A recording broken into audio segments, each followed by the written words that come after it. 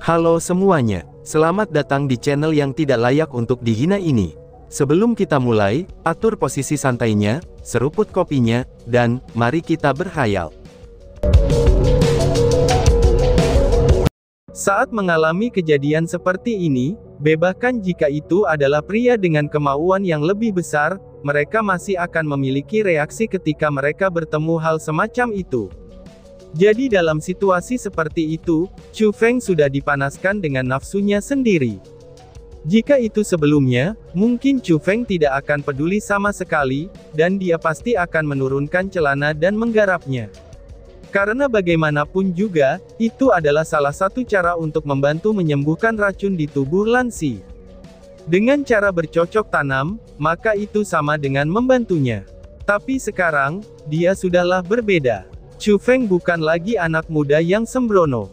Dia tahu pada saat ini, Lan Xi ini tidak berpikiran jernih. Dan dia juga mengerti, bahwa dia tidak menyukai Lan Xi, dan Lan Xi juga tidak menyukainya. Dalam situasi seperti ini, melakukan hal itu adalah tindakan yang sangat tidak bertanggung jawab. Terutama setelah mengalami masalah dengan Yan Ruyu, dia mengerti hal seperti itu akan jauh lebih dalam. Jika karena tindakan ceroboh itu dia melakukan sesuatu yang seharusnya tidak dilakukan, itu mungkin akan menghancurkan kehidupan seseorang. Ini justru yang disebut melihat ke belakang, dan menumbuhkan kebijaksanaan. Meskipun pada awalnya tindakannya itu secara tidak langsung menyelamatkan Yan Ruyu, tapi jika teknik terlarang misterius yang ia kembangkan tidak mengandung iblis, maka harus diakui Chu Feng lah yang salah. Jadi, Chu Feng sekarang mengerti dengan sangat jelas bahwa, dia tidak bisa memiliki hubungan semacam itu dengan Lan Xi. Tidak peduli seberapa besarnya dia tertarik, dia tetap tidak bisa melakukannya. Karena tindakan Lan Xi adalah karena racun, dan bukan atas kemauannya sendiri. Bahkan Lan Xi sendiri tidak tahu apa yang dia lakukan, itu dikarenakan ia telah dikendalikan. Namun berbeda dengan Chu Feng, dia dalam kondisi sadar sepenuhnya. Karena itulah, ia harus mempertahankan alasan itu. Lan Xi, maafkan aku, ucap Chu Feng. Akhirnya Chu Feng menggertakkan giginya, dan dia membanting telapak tangannya di dahi Lan Xi. Ketika telapak tangannya bertabrakan, ekspresi Lan Xi seketika membeku, dan tubuhnya mulai bergetar. Kemudian dia menutup matanya, dan kehilangan kesadaran. Dia pun akhirnya berbaring dengan damai. Setelah Lan Xi pingsan, jauh lebih nyaman bagi Chu Feng untuk menyembuhkannya. Setelah beberapa saat mengobati, Lan Xi akhirnya mulai tenang, dan Chu Feng akhirnya bisa santai juga. Pada saat itu, Chu Feng sudah mengeluarkan selimut yang terbuat dari bahan khusus. Selimut itu diletakkan di tubuh Lan Xi, dan menutupi tubuhnya yang telanjang dan memikat. Namun wajah Lan Xi yang merah muda dan mungil, itu masih sangat menarik. Harus dikatakan juga, bahwa penampilannya cukuplah bagus. Tidak heran jika Wang Long bertindak sangat liar. Tapi sedihnya, tidak peduli seberapa indahnya Lan Xi ini, dia tidak masuk wanita idaman Chu Feng. Bahkan bisa dikatakan kalau murni dalam hal penampilan, Lan Xi masih sedikit lebih rendah daripada Su Rou dan Su Mei. Adapun dengan Ziling, dia bahkan berbanding sangat jauh. Tapi pada akhirnya, Chu Feng memang memiliki persyaratan yang cukup tinggi untuk menjadi wanitanya. Namun yang paling penting adalah, kedua belah pihak harus merasakan hal yang sama terhadap yang lain. Melihat situasi Lan Xi mulai stabil, dan dia secara alami akan terbangun dalam waktu singkat. Sebelum dia terbangun, Chu Feng memilih untuk pergi. Mengesampingkan faktanya bahwa Chu Feng masih harus membuka aperture formasi ke-7, Chu Feng tidak yakin apa yang akan terjadi jika Lan Xi sudah sadarkan diri dan melihatnya. Jadi dia memutuskan untuk pergi begitu saja dan menjadi pahlawan tanpa nama, dan bertindak seolah-olah hal ini tidak pernah terjadi. Ketika dia pergi, Chu Feng tidak menghapus formasi penyembunyiannya. Karena dia takut Wang Long akan datang lagi, atau mungkin saja Lan Xi akan bertemu dengan binatang Beast Fierce. Kedua situasi seperti itu benar-benar tidak terlalu bagus. Lagi pula pada saat ini, ia tidak memiliki kesadaran. Chu Feng menurunkan kekuatan formasi spiritualnya, Hingga setelah Lan Si bangun, dia bisa membuka formasi spiritual itu. Karena jika terjebak di sini, itu juga akan sangat merepotkan. Hanya setelah melakukan segalanya dan tidak menemukan masalah, barulah Chu Feng pergi. Chu Feng pergi dengan sangat cepat.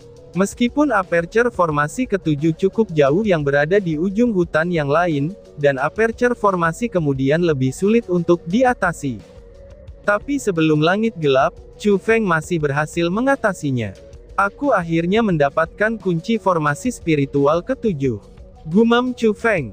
Setelah berjalan keluar dari aperture formasi ketujuh, Chu Feng mengangkat kepalanya dan menatap langit. Dia melihat bahwa meskipun matahari telah jatuh, langit belum berubah sepenuhnya menjadi hitam, dan itu menandakan bahwa dia belum terlambat. Karena setidaknya, hari kelima belum berlalu. Melihat kunci formasi spiritual ketujuh di tangannya, Chu Feng merasakan kegembiraan yang naik dari lubuk hatinya. Karena sekarang sudah saatnya, untuk membuka bukaan formasi yang terakhir. Selama yang terakhir berhasil diterobos, ia akan dapat menemukan bagian tersembunyi dari kota kuno. Chu Feng, cepat ambil 6 kunci lainnya, ucap si ratu mengingatkan. Chu Feng mengangguk, lalu mengeluarkan 6 kunci formasi spiritual lainnya. Menurut analisis si ratu tentang seluruh formasi, ketika membuka aperture formasi ke-8 dengan memecahkan labirin, maka sebuah pintu akan muncul di dalam kota kuno milenium, dan pintu itu adalah pintu masuk ke bagian kota kuno yang tersembunyi. Namun sayangnya, pintu itu telah disegel. Itulah sebabnya setelah membuka setiap aperture formasi, Chu Feng mendapat kunci formasi spiritual. Kunci-kunci itu sangat penting untuk membuka pintu tersebut. Namun dari apa yang Ratu ketahui, ada formasi penyembunyian yang sangat mirip dengan yang dibuka Chu Feng sekarang ini. Ada 8 bukaan formasi, tetapi hanya 7 kunci formasi spiritual. Ternyata 7 kunci tersebut bisa digabung menjadi satu, dan kemudian membentuk satu kunci. Penggabungan kunci ini sangatlah penting, karena itu dapat membuka pintu yang terakhir. Saat memasuki aperture formasi ke-8, meskipun pintu emas besar masih akan muncul di ujung labirin, jika seseorang tidak menggunakan kunci formasi spiritual untuk membuka pintu yang muncul di luar aperture formasi ke-8, maka di dalam Millennium Ancient City, bukaan formasi ke-8 akan menjadi teka-teki yang tidak akan pernah terpecahkan. Bahkan mereka yang telah memecahkan 7 formasi yang sebelumnya, maka mereka akan dipenjara di dalamnya sampai mati. Maka dari itu, Chu Feng harus memberikan tes untuk melihatnya, apakah 7 kunci formasi spiritual yang dia dapat bisa digabungkan menjadi satu. Jika mereka bisa digabungkan, maka itu membuktikan bahwa formasi itu sama dengan yang diketahui si ratu. Kemudian sebelum Chu Feng memasuki bukaan formasi ke-8, dia harus menyerahkan kunci formasi spiritual kepada orang lain, dan meminta orang itu untuk membuka pintunya. Karena kalau tidak mungkin bagi dirinya sendiri untuk membuka formasi itu. Jika 7 kunci tidak dapat digabungkan, maka itu akan menjadi lebih sederhana. Itu akan menunjukkan bahwa kekhawatiran si ratu berlebihan, dan formasi penyembunyian di tempat ini tidak serumit yang mereka bayangkan. Itu juga menunjukkan kalau Chu Feng bisa membuka aperture formasi ke-8, dan itu akan baik-baik saja. Tanpa membuang-buang waktu, Chu Feng mengeluarkan 7 kunci formasi spiritual itu. Dengan kilatan cahaya, mereka bergabung bersama untuk membentuk satu kunci. Cahaya itu membuat kuncinya lebih cerah, dan begitu banyak kuncec yang bersinar dengan cemerlang. Tetapi pada saat yang sama, kekuatan formasi spiritual yang dikandungnya menjadi lebih kuat lagi. Mereka benar-benar bergabung menjadi satu.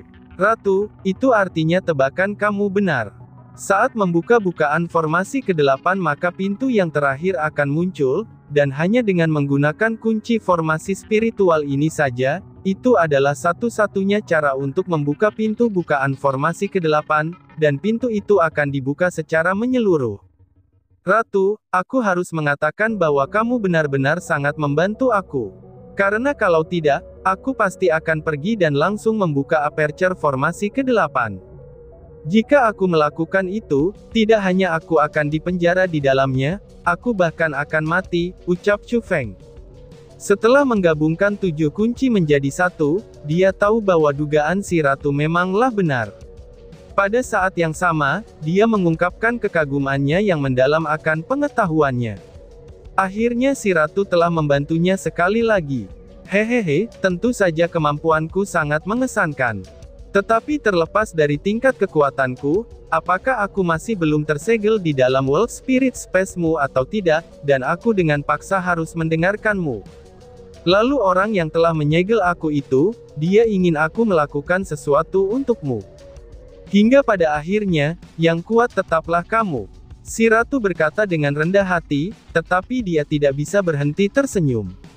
Itu dapat dilihat bahwa dia sangat menyukai pujian Chu Feng. Tetapi selain merasa bahagia, dia kemudian berkata lagi, "Ayo pergi, mari kita lihat apa yang tersembunyi di dalam kota kuno milenium ini," tambahnya.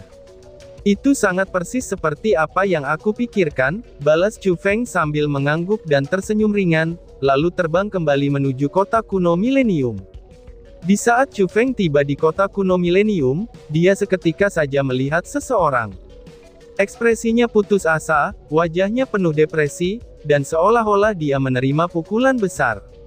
Tetapi bersamaan dengan itu, seolah-olah dia juga penuh dengan kekhawatiran. Chu Feng segera mengenali orang itu adalah adik perempuan Lan Xi, yaitu Lan Yanzi. Dia hanya duduk di sana, dan setelah melihat Chu Feng, dia sedikit terkejut. Tapi dengan cepat dia segera menurunkan kepalanya kembali. Dia masih memiliki ekspresi sedih di wajahnya, dan tidak memiliki sedikit pun perubahan. Ketika dia melihat Lan Yanzi yang bertindak hingga sedemikian rupa, Chu Feng hanya tertawa kecil. Dia sudah tahu mengapa Lan Yanzi bertindak hingga sedemikian rupa. Itu pasti karena dia takut akan hukuman Lan Xi jika diketahuan, bahwa dialah yang telah membantu merencanakan skema semacam itu. Chu Feng tidak akan menyampaikan simpati kepada orang-orang seperti dia, karena dia memang wajib menuai apa yang telah dia tabur. Dengan demikian, Chu Feng tidak mau menghiburnya. Dan dengan melakukan lompatan, dia pergi menuju area istirahat Jiang Wuxiang dan yang lainnya. Di perjalanan, Chu Feng menyebarkan kekuatan spiritualnya. Dia tidak hanya menemukan bahwa Lan Xi belum kembali, bahkan Wang Long juga belum kembali. Tetapi Chu Feng yang memiliki kepercayaan diri yang cukup besar pada formasi penyembunyian yang ia letakkan, maka dia tidak akan pernah khawatir bahwa Wang Long akan menemukan Lan Xi. Jadi tanpa melakukan hal lain, ia segera memasuki istana. "Kakak Chu Feng, kamu telah kembali. Bagaimana hasilnya?" tanya Jiang Wuxiang. Pada saat itu di dalam istana yang sedikit hancur, Su Rou dan yang lainnya sedang mengobrol. Ketika mereka melihat Chu Feng, Jiang Wuxiang dan yang lainnya segera mengelilinginya. "Saudara Wuxiang, ambil ini," ucap Chu Feng. Saat Chu Feng berbicara, dia mengeluarkan formasi spiritual dan memberikannya kepada Jiang Wuxiang. "Oh surga, kakak Chu Feng, kamu ternyata berhasil," seru Jiang Wuxiang. Setelah melihat kunci formasi spiritual, Jiang Wuxiang sangat bersemangat. Dia yang merupakan seorang spiritualis dunia juga tahu, apa yang sebenarnya diwakili kunci ini. Ini masih setengah jalan. Aku masih membutuhkan kamu untuk membantu aku, dan menuntaskan setengahnya lagi," kata Chu Feng. "Kakak Chu Feng, apa yang harus aku lakukan?" "Jangan ragu untuk mengajari aku," kata Jiang Wuxiang dengan tulus. "Di dalam kota kuno milenium itu, di sana ada formasi penyembunyian. Formasi itu telah menyembunyikan inti dari kota kuno milenium tersebut. Aku menduganya, bahwa bagian yang tersembunyi itu sangat mungkin terkait dengan Imperial Bloodline. Untuk saat ini, aku sudah membuka 7 aperture formasi yang mengelilingi bagian luar kota. Dan masih ada 1 formasi lagi di dalam kota kuno itu sendiri. Namun sayangnya, masih ada beberapa masalah untuk membuka-bukaan formasi ini. Secara sederhana, ketika aku membuka aperture formasi ke-8, sebuah pintu akan muncul di dalam kota kuno itu. Dan pada waktu itu juga, saudara Wuxiang ambil saja kunci ini dan kemudian bukalah pintu itu. Tetapi kamu harus berhati-hati, karena aku sendiri tidak dapat memastikannya, apakah ada bahaya di sisi lain pintu itu setelah membukanya. Kecuali jika benar-benar diperlukan, maka kamu jangan masuk dulu dan tunggu aku, ucap Chu Feng mengingatkan. Kakak Chu Feng, aku mengerti, ucap Jiang Wuxiang dengan sangat tersentuh. Bahkan tubuhnya mulai gemetaran. Tubuhnya gemetaran bukan karena takut, tetapi karena bersemangat. Ketika seseorang mencapai tingkat kegembiraan tertentu, maka mereka akan bertindak seperti ini. Rou kecil, Mei kecil, Zhang senior, kalian ikutlah bersama Brother Wuxiang, kata Chu Feng kepada Su Rou dan yang lainnya. Chu Feng, kamu harus hati-hati, kata Su Rou dengan cemas sebagai pengingat. Jangan khawatir, aku punya rencana sendiri, jawab Chu Feng. Chu Feng dengan percaya diri tersenyum, dan seolah-olah semuanya ada dalam kendalinya. Kemudian dia berkata kepada Jiang Wuxiang, kamu harus ingat, kecuali jika benar-benar diperlukan, maka kamu jangan pernah masuk. Tunggulah aku, ucap Chu Feng memastikan. Jiang Wuxiang dan yang lainnya mengangguk. Wush! Pada saat yang sama, Chu Feng sudah melesat seperti meteor. Tidak ada yang tahu di mana bukaan formasi ke-8 itu berada, itu karena hanya Chu Feng saja yang tahu. Ayo pergi, ucap Jiang Wuxiang. Setelah Chu Feng pergi, Jiang Wuxiang dan yang lainnya juga meninggalkan istana. Mereka semua melompat satu demi satu, lalu berdiri di atas struktur tertinggi dalam kota kuno milenium, desen menunggu penampilan gerbang. Kemudian secara bersamaan, Chu Feng sudah memasuki bukaan formasi ke-8. Formasi itu berbeda dari yang sebelum-sebelumnya, tapi itu tidak sesulit yang sebelum-sebelumnya. Setelah Chu Feng masuk, dia sudah melihat pintu keluar. Tapi pintu keluar itu tertutup, dan pintu masuknya seketika saja tertutup juga. Itu memang sesuai dengan dugaan si ratu.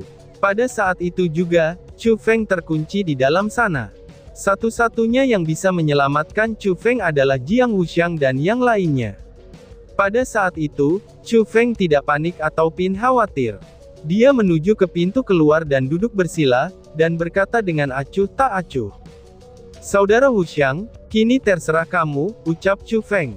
Bas-bas. Saat Chu Feng mengucapkan kata-kata itu, di dalam kota kuno milenium, di atas alun-alun bundar, sinar keemasan tiba-tiba naik ke langit. Pada saat yang sama, bumi juga mengeluarkan suara gemuruh, dan seluruh kota kuno milenium mulai bergetar. Bebatuan hancur yang tak terhitung jumlahnya berguling-guling, dan bangunan-bangunan kecil yang tak terhitung jumlahnya mulai runtuh. Bahkan retakan muncul di tanah, dan seolah-olah ada gempa bumi. Apa yang terjadi? Ucap orang-orang dengan panik. Pada saat itu, langit akan berubah menjadi gelap. Selain Lan Xi dan Wang Long, semua orang berada di dalam kota kuno. Jadi karena perubahan dari kota kuno seperti itu, ini menarik perhatian semua orang. Namun mereka tidak mengerti apa yang sedang terjadi. Selain Jiang Wuxiang dan yang lainnya, maka tidak ada seorang pun yang berani terburu-buru mendekati tiang cahaya. Mereka bahkan semakin menjauh darinya, dan takut mereka akan dirugikan olehnya. Kemudian pada akhirnya, ketika pilar cahaya secara bertahap kembali dari mana asalnya, garis besar yang sangat besar segera muncul. Ternyata itu adalah pintu yang besar. Sebuah pintu besar setinggi 30 meter dan lebar 10 meter, pintu itu menyilaukan dalam keemasan emas. Itu adalah pintu formasi spiritual yang luas dan megah. Apalagi, di tengah pintu itu ada lubang kunci. Ukuran dan bentuknya hampir identik dengan kunci di tangan Jiang Wuxiang, dan itu sudah jelas bahwa kuncinya memang disiapkan untuk lubang kunci itu. Dia berhasil. Kakak Chu Feng benar-benar terlalu hebat. Aku tidak pernah membayangkan, kalau dia akan mengaktifkan pintu ini dengan begitu mudah, ucap Jiang Wuxiang. Melihat pembentukan pintu itu, Jiang Wuxiang tidak percaya dengan matanya sendiri. Itu mirip dengan mimpi, dan emosinya yang gembira tidak bisa diungkapkan dengan kata-kata. Saudara Wuxiang, cepat buka pintunya. Su Rou mendesak dan mengingatkan. Dia memang sangatlah cerdas, itu terlihat ketika dia tahu kalau Chu Feng membutuhkan bantuan Jiang Wuxiang. Karena jika Jiang Wuxiang tidak membuka pintu tersebut, dia tahu bahwa Chu Feng mungkin dalam bahaya. Dan cara untuk menyelamatkan Chu Feng adalah membuka pintu itu. Angguk Jiang Wuxiang yang juga tidak ragu lagi. Dia dengan cepat mengambil kunci formasi spiritual, dan dengan Zhang Tianyi beserta yang lainnya berada di sisinya, dia bergegas ke pintu besar itu. Apa yang terjadi? Benda apa itu? Apakah ini pintu formasi spiritual? Lihatlah benda yang ada di tangan Jiang Wuxiang. Itu sebuah kunci. Sepertinya dia akan membuka pintu itu. Seru orang-orang. Pada saat yang sama, orang-orang yang berada di dalam kota kuno itu setelah mereka melihat bentuk pintu itu, semuanya langsung bergegas tepat pada waktunya untuk melihat Jiang Wuxiang membuka pintu. Dan ketika mereka melihat itu, mereka langsung tercengang. Karena mereka tidak bisa mengerti, mengapa pintu formasi spiritual yang begitu besar muncul di tempat itu. Dan kemudian, mengapa Jiang Wuxiang memiliki kunci untuk membukanya. Jiang Wuxiang tidak peduli dengan ekspresi tertegun mereka semua, karena hal yang ia khawatirkan pada saat itu bukanlah pandangan orang lain, tetapi apakah pintu itu bisa dibuka dengan sukses atau tidak. Bas-bas. Namun sayangnya, semua kekhawatiran itu tidak pernah dibutuhkan. Ketika kunci formasi spiritual dimasukkan ke dalam lubang kunci, sebelum Jiang Wuxiang punya kesempatan untuk melakukan hal lain, pusat pintu itu pun mulai berputar. Pada akhirnya lubang kunci pun menghilang, dan apa yang muncul di hadapan Jiang Wuxiang dan yang lainnya adalah pintu yang kosong. Namun di sisi lain pintu itu, di sana ada kota yang sangat megah. Gaya struktur kota itu sangatlah mirip dengan kota kuno milenium. Selain itu, mereka juga memancarkan aura yang kuno.